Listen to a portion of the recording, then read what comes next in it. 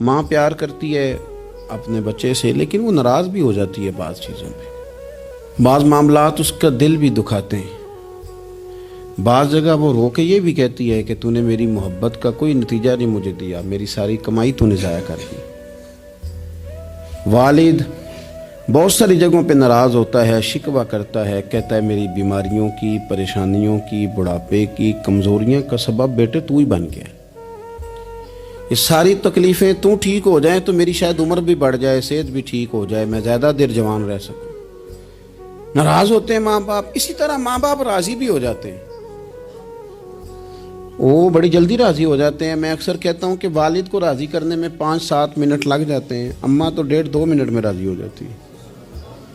ابا جی کو 5-7 منٹ لگتے ہیں، کئی دفعہ کہنا پڑتا ہے، کوئی دلائل دینے پڑتے ہیں، لیکن والدہ کے لیے تو کچھ بھی نہیں۔ آپ نیرا جا کے پیروں میں بیٹھ ہی جائیں، کچھ بھی نہ کریں، آپ پورا روئیں نہ، رونے والا منہ ہی بن جائے تو اماں تو نرم ہی نرم ہے، جس وقت جو مرضی آپ کرا لیں ہو گیا۔ اللہ بھی بعض معاملات میں اپنے بندوں سے ناراض ہو جاتا ہے۔